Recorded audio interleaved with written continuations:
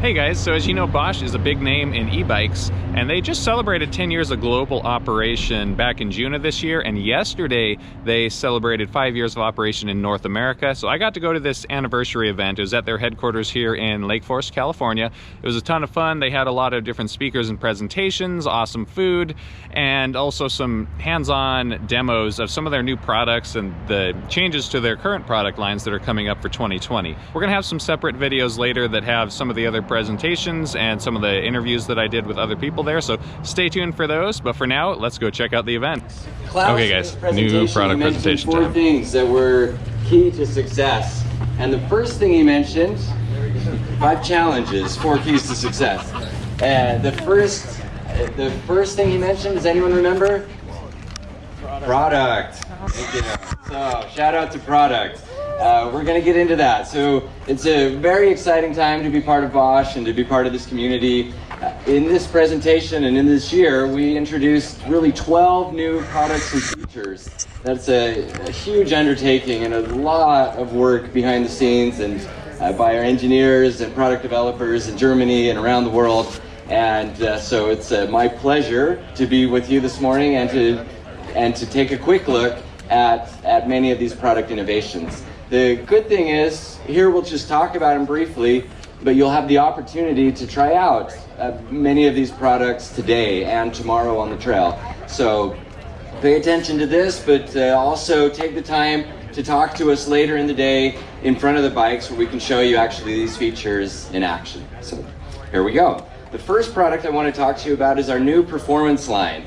So this product, it is very silent, very quiet, super smooth, but it goes up to 65 Newton meters. So it becomes an awesome solution for higher end urban riding or trekking. And there are even some mountain bikes coming out with this system. It is available with EMTB mode as well, but very, very quiet, very smooth, but yet powerful system that is a perfect product for many types of bikes. So you'll love riding it today.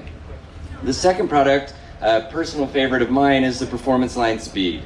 So this product, we've had it in the past, but this is a big upgrade to it. So what we've done with this one, it's now got the smaller housing and lighter weight, and the power is increased from before. It is now 75 Newton meters of torque, also in the speed variant of this product, and up to 340% assist level. So this product still gives you a very natural and smooth riding sensation. It's efficient, but it gives you a bit more power to help you sustain the higher speeds. So the power curve starts you off smooth, but kicks that power in when you're trying to maintain a speed closer to that 28 mile per hour limit. So this product, I know the police are going to love it, Clint, and and anybody who's commuting, this is the perfect system. One big advantage that Class 3 e-bikes have over the throttle bikes is that these bikes can go up to 28 miles an hour legally. And so it is the perfect solution for getting from point A to B is with a Class 3 e-bike, especially with the Bosch speed system. So you're going to love riding this bike. I came to work on one this morning. Yeah, I love that. So, but I only live like half a mile away. Oh, no. Didn't know that. So the next new innovation is cargo lines. This is totally new for us, but we took the similar platform as our CX and speed system and really optimized a product for cargo. This is an up-and-coming application. We've seen people carrying everything from kegs to pets to children to Christmas trees to the cargo application is alive and growing. And even Claudia we carry around in the cargo bike from time to time. And so we were able to optimize the system perfect for that. So it gives you support up to 400% of your input. And it has a very technical torque reading that can tell whether you're carrying a load or whether it's empty. One of the challenges with cargo is you might have 300, 400 pounds of cargo on your way to a location, but once you drop it off, you're 300 or 400 pounds lighter. And the bike needs to be able to tell the difference so that it responds with a riding experience that doesn't all of a sudden blow away when there's no longer cargo on the bike. So there's some sophisticated sensor technology and software behind this product to make it a great experience. We see cargo as such an opportunity, and especially when we talk about invented for life, there are few times I feel cooler than when I'm dropping my kids off at school in a cargo bike and they get out like they're mini celebrities, and or showing up at the soccer game, or when I see somebody making urban delivery on a cargo bike. That is inspiring. That is really a problem solver for many of the issues we have today. So families out on e-bikes, kids getting fresh air, getting acquainted with cycling. It's a win-win. So let's push cargo. This is the bread and butter. This is awesome. The Performance Line CX. I hope as many of you as possible can come with us to Sky Park tomorrow and really test out this product. With this Performance Line CX, we've really set the new benchmark for mountain bike drive units. It is super intuitive, super powerful, power right from the first pedal stroke. So it doesn't jump away from you, gives you a very natural ride, but you've got support from the beginning and support up to 340%. Still has the eMTB mode for really set it, forget it, smooth, natural riding experience, but it makes mountain biking so much fun. And Sky Park is the perfect venue to show it. They have nice steep inclines and very cool downhill flowy trails that it is really going to be a blast. So Performance Line CX, there are lots of tests and benchmark results coming out of media in Germany, and we're doing very, very well. So we are super proud of this product and super proud of our OEMs, the things that they've been able to do with it. With this product, we reduced the volume by about 50% and cut the weight 25%.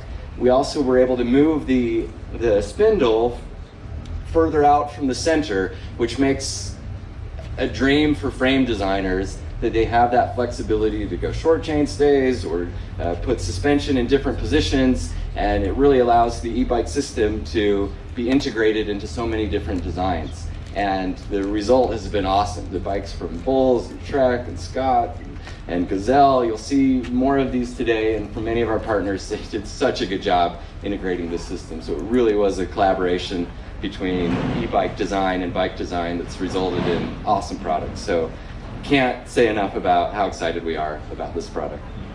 The next product, one of the things we really believe in at Bosch is that it's not just us. That's why you're all here. And one of the keys to our success has been partnerships. And one of the keys for e-bikes overall, and one thing that is taking it to the next level, you've seen it at Eurobike and Sea Otter and other events, is that e-bike is becoming such a big focus of the industry, such a big focus of innovation. So we love to highlight examples of where others have contributed ideas or new platforms or new things that sort of help the e-bike ecosystem overall. And Fox has done an excellent job with that, with Live Valve. So they introduced Live Valve before for regular bikes, but with e-bike it's even better because they're able to tap into our power system, they're able to tap into our control unit, and everything works smooth and integrates together. So Fox Live Valve on an e-bike, it's not the cheapest e-bikes, but it's a really cool experience, an example of people investing more and more effort and technology into the e-bike space. So it's just beginning. You're going to see more and more cool things from us, but also from other people interested in the e-bike applications. Next, the PowerTube 625. So last year we came out with the PowerTube 500 watt hour. This year we introduced an extended version, 625 watt hours, and also a 400 watt hour. So for that extra altitude and or longer trekking tours, 625 gives people more power, right? Or longer battery life. Also, as in before, we do have the option for dual battery, that an OEM can design a bike that uses 2 batteries. So that means you could have a battery with up to 1,150, or you could have a bike with up to 1,150 watt hours of power. That's a very long ride. So, and you'll see other companies where they've added, like Bulls here, you'll see a bike from them today where you have the option to have the 625 watt hour power tube in the frame and then an additional 500 watt power pack that attaches onto the frame as a range extender option. So lots of cool ideas for people who want to do longer tours on e-bikes. Next is the smartphone hub. So this is, if you all recall, a couple years ago we acquired a company named Kobe, and we've been working hard since then to integrate it well into the Bosch system, and the answer is the smartphone hub. This product, it is brilliant. So first off, it actually has a display of its own in it. So if you don't want to use your smartphone, or if you're going for a quick ride, or if someone's in your shop just wants to demo the bike, they can do it right off the bat with that small display that tells you basic information like speed and support level. The real magic of it though is that it connects to your phone via Bluetooth, and you can use your phone, has all these features. It allows you to operate your phone, some key functions on the smartphone hub or the Kobe app with your thumb controller from the e-bike. So you can answer a phone call, you can use the navigation on it, you can listen to music or an audiobook or a podcast. And for this, a quick shout out to Senna. If you're using a bike with the smartphone hub, it pairs awesomely with the Senna helmet. You can have that music or the phone call, you're listening to it in the helmet and not, stuck into your ears with an earbud, taking away the noises you need to be hearing when you're out cycling. So that's a cool partnership and something we love to promote, that combined use of a smartphone hub and a Senna helmet. Looks great together. Also with this opens up tons of possibilities. It connects your bike to your digital world, is what we say. And there are lots of people working on additional applications that can be used with this. During the World Cup in Germany, they had an application that would pop up and tell you the latest soccer score. Just an example of how you can distract drivers. No, but an example of how you can adapt different features into that cycling ecosystem. And there's more and more of that coming. And we have a software developer kit, and we do some hackathons here and there, so we expect some really cool things. And it's more about creating a platform where innovative ideas that can be adapted to the cycling experience will work with this. So already works with Apple Health. Your heart rate monitor from your watch can be showing up on your smartphone through this product. You can connect it to Strava, that your rides and everything are being recorded through this device, and more of that to come. So a really fascinating product, and really a big start for us into the digital world of connectivity on your e-bike. It lends itself to so many ideas. I get lost talking about it, but just one idea. Imagine you're in a new town on your e-bike, and you get a pop-up that says, how would you like to take a tour of this town? And it pops up, cool places to see and the navigation for it, maybe even a coupon to the local coffee shop. There's so much we can do with this. So I'm super stoked about the future of this product. Next is the lock. So we've added this feature as an optional purchase on the kiosks. So it doesn't replace the mechanical lock, but it works great with one. And basically what it does is it makes it so that when you remove your display off the bike, that no other display will work on that bike. So as is today, if you took an Intuvia display off your bike when you parked your bike to go into the shop, someone could steal your bike, put any other Intuvia display on it, and it would work just fine. We don't like that. That's why we have this lock feature. It just makes it a little bit more difficult, or makes it incredibly more difficult for a thief to be able to use that e-bike again. So it's steps like this. There's more to come in that space, but it's an important feature to mention to people when they're concerned. It's a big purchase to make an e-bike, and theft is a real concern from our consumers. So we are going in this direction. Can I ask a question? Yes, Lee. So if I have like a car key, let's say that's kind of like a car key, what happens if it gets lost? Do you guys have like a code that you can buy a Yes. kiosk? Yes. So you set this up yourself through your smartphone. Okay. So you can still control this through your own smartphone and your own account. So you could have a second one and you could just Right. Okay. Mm-hmm. All right, cool. Yep. Thanks. So we make you buy a new bike, and that's actually that would be good. Okay, next. So we've talked a little bit about kiosks there, and we now have the Ebike Connect app up and running. So anyone who has a kiosk can have this automatic update to their product. And what this does is it allows you to record your trip information and keep that data on your smartphone, get some tips and things on fitness and using your e-bike. And there will be more features rolling out, every 6 months going into the future that you can use on the kiosks, and that can all be updated over the air. So this gives us a bit of future proofing on our displays. So an encouraging direction from us. And one additional thing, everybody's favorite topic, is anti-tuning. Now, why do we care about this? If we're just about selling e-bikes, don't we want to give people the freedom to do whatever they want with the e-bike and not limit our market potential away from people who want to tune their e-bikes? No. One of the key success factors for e-bikes, and an important responsibility we have, is that e-bikes have the rights of a regular bike. That, in terms of trail access and path access, that is critical for our industry. But with those rights also come responsibilities. And if we are doing things that jeopardize that connection of a bike to an e-bike being like a regular bike, or bringing up safety issues that are more common in mopeds and other vehicles, we start to get treated like that. And we cannot have that to be successful as an industry. So we take that extremely seriously at Bosch. In Europe, there are already rules and laws going in this direction, but we want to follow that globally. So we've implemented algorithms, let's say, into our system that can detect when an e-bike has been tampered with or has been tuned. And that'll be flagged in the diagnostic report. A dealer can see that it's been tuned. That should impact any warranty discussion.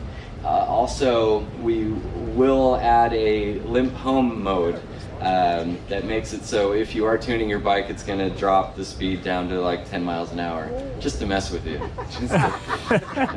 No, but this is serious, and we feel we need to do everything we can to make it clear that an e-bike should be running within the safe and certified and tested parameters that they were designed for. And especially when we talk about interacting with other people on bicycles. Tuning is antisocial, and we don't want to be a part of that in any way. Oh, Stephen. Mm-hmm. I just wanted to reference the illegal e-tuning. We in law enforcement are teaching law enforcement how to detect illegally modified e-bikes. Yeah. So there are some cops out there now that know what to look for, at least the basics. Okay. Yeah, everything helps. Thanks, Clint. All right, and then finally, we still are constantly updating our diagnostic tool software, making it easier for dealers to identify and report warranty topics or other service issues. Also, just pointing out again, in the diagnostic tool, it does give the dealer the opportunity to set service intervals. And this is a pretty cool thing, and not everybody takes advantage of it, but those who do really benefit from it. E-bikes, like any regular bike, they need to have regular bicycle maintenance. You got to lube that chain. You got to replace the chain from time to time. And to set a service interval can be a great service to an e-bike consumer, so they know when to come back and get their bike updated and also tuned.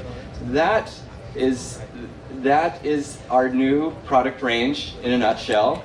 I hope you take the time to try out all of these products and to ask us more questions in person at the stands. But I am open to any questions now for the next 5 minutes or so if you have them. So, model year 20. Awesome. That was awesome. Okay, Stephen, I have one. Yes, sir. So say I get a brand new e-mountain bike with the Gen 4 motor, Mm-hmm. but it's got a Purion display. Mm-hmm. Can I upgrade to the kiosk? Yes, you can. Beautiful. So the kiosks and the smartphone hub will be available in aftermarket. So you can update to that product. Any other questions? Yeah, Ike. Will the smartphone hub and e-roll-up eventually have some compatibility down the line? Yes. Okay, so if someone wants to buy that bike right now, we can say probably within a year or so. We'll I can't give a time frame on it, but there will be a point where they can. We're always working on it. And that's one thing I didn't mention on here is we're always working with Shimano, Enviolo, and Roll-Off to have e-shifting compatibility for as many products as possible. Yeah. All right. Well, thank you all for being here and surviving one more presentation in the heat. I hope you all can get a nice cold drink and thank you very much.